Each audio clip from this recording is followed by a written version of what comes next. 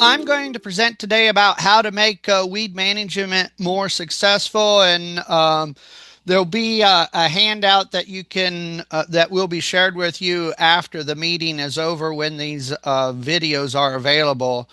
So the first question you have to ask is, were there weeds present in your soybean fields at harvest time? Why do we need to do that? We need to be honest about regarding different types of herbicide resistant weeds because they're becoming more prevalent. Which weed species are we most likely to find resistance to herbicides? That would be kochia, water hemp, common ragweed, wild oat, and green foxtail. Another one might be horseweed or mare's tail as well, but these are the ones that are most common for the majority of the state. And then there are many different herbicide sites of actions that weeds are resistant to today. Groups 1, 2, 4, 5, 9, 14, and maybe 27. Joe might be talking about that in the next presentation. So we have many different herbicide sites of action that the weeds are resistant to, and in many cases, multiple herbicide sites of action within the same plant now today. So we need to choose the right herbicide program. As I would say, not a single herbicide. Those days are gone. So we need to really think about a pre followed by post emergence herbicide program in any crop, but especially soybeans. We need to choose the most effective herbicides based on the herbicide resistant weed types in the field. We need to apply multiple herbicide sites of action in each application. This includes pre-emergence herbicides, and maybe Joe will expand on that, but we're certainly seeing that that's very important. Pre-emergence herbicides almost always provide some level of weed control, even if we see reduced rainfall for activation. And any reduction in the weed density from the pre-herbicides will almost always improves the post-emergence herbicide activity compared to applying the herbicide alone, the post-herbicides by itself. And then we need to consider applying residual herbicides in the first post-emergence application. This is most important for water hemp and other pigweed species, a little more difficult for kochia, but we might need to think about that as well. We need to apply the maximum recommended herbicide rates, not the minimum rates, whenever possible. We've been stuck in that for a while, and we need to really make sure that we're using the highest rates possible. When we talk about soil applied herbicides, however, that means you must consider the soil type, organic matter, and pH, because some herbicides will negatively impact the crop, and so you need to be concerned about crop response. Consider the crop growth stage and environmental factors when choosing herbicide rates and adjuvants. This is especially important for minor crops, not so much for soybeans that we're focusing on today, but certainly for minor crops.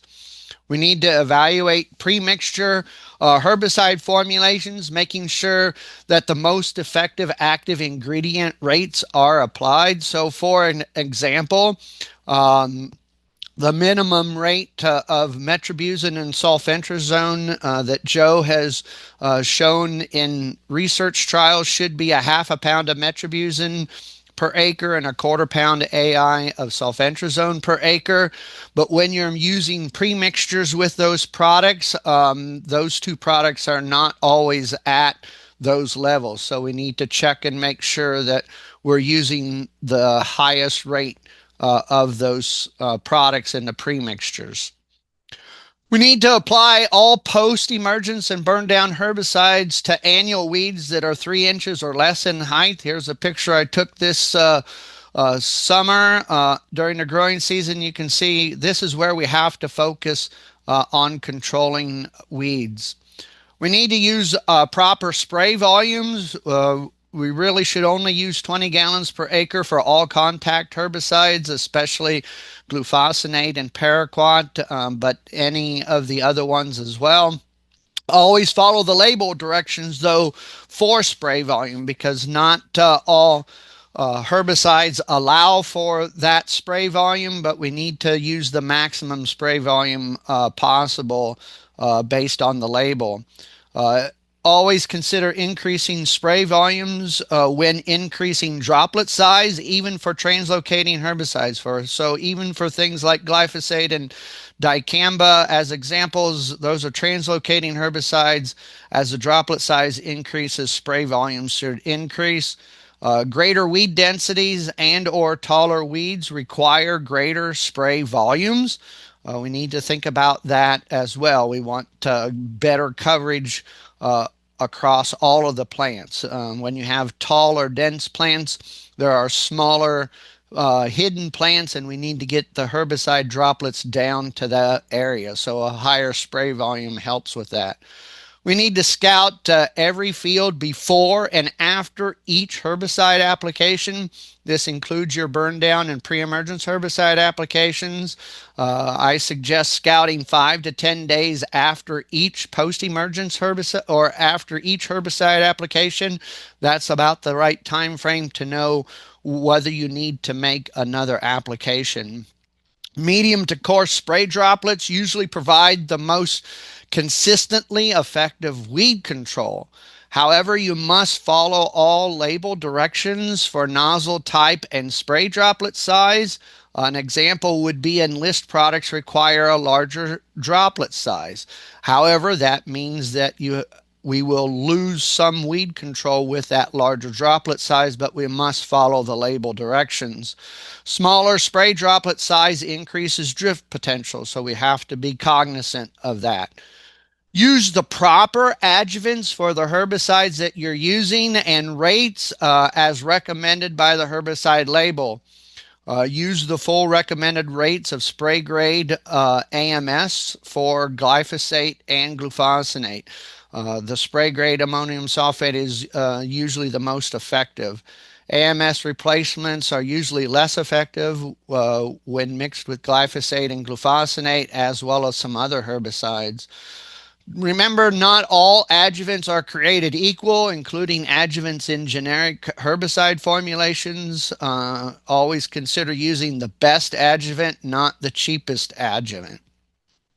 Sprayer travel speed. The slower the sprayer travel speed is, the better the control due to coverage for tall weeds, dense weed canopies, field borders, because the weed population is more dense there, as well as for contact herbicides.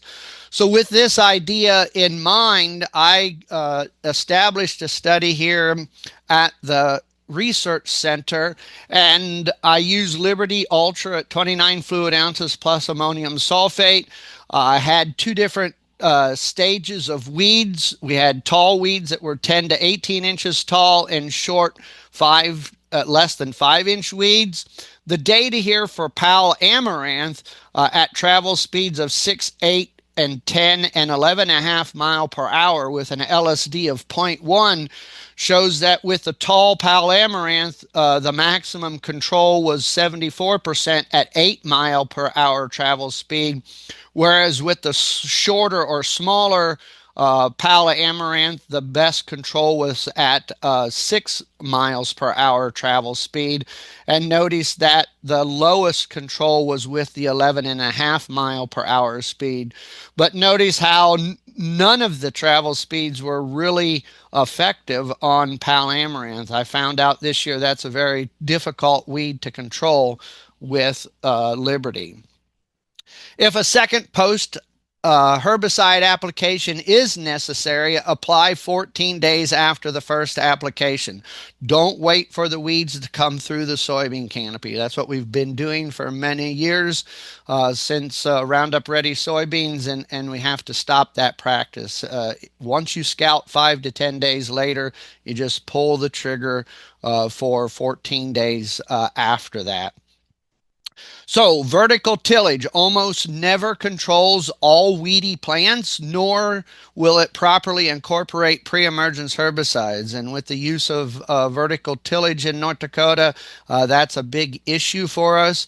So weeds surviving tillage are always more difficult to control with post herbicides compared to those that have not been damaged due to tillage. For sprayer operation, we need to consider maintaining the proper boom height. In most cases, the boom height should be 20 to 25 inches above the target. Remember that the spray angle of the nozzle impacts the height of the uh, boom. Check sprayer calibration frequently. Don't just look at total spray volume applied. Check each nozzle multiple times during the growing season and replace worn nozzles as soon as you realize that they are causing an issue. Only use nozzles designed for pulse width modulation sprayers. So, in other words, you wouldn't use an AI nozzle with a pulse width modulation sprayer. That would not provide proper coverage. Apply post herbicides at delta T values between 3.6 and 14.4 degrees Fahrenheit.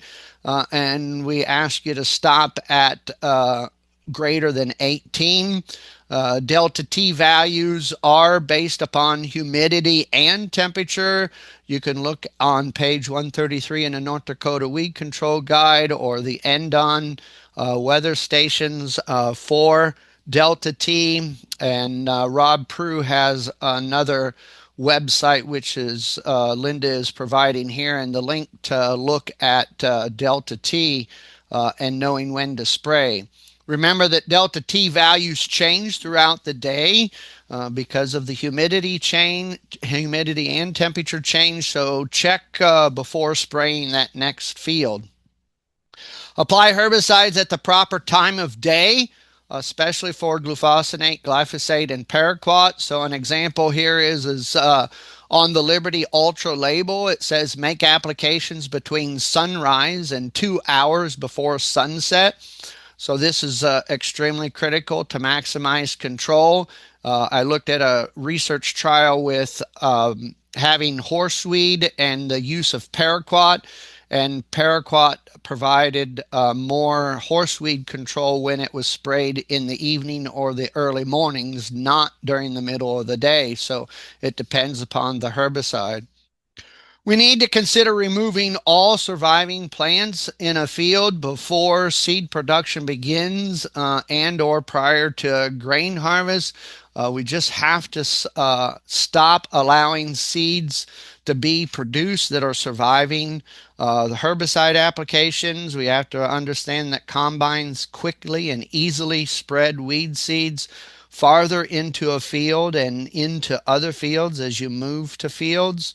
Weed seed spread by water, wind, animals, equipment, and humans. We need to consider all of those avenues.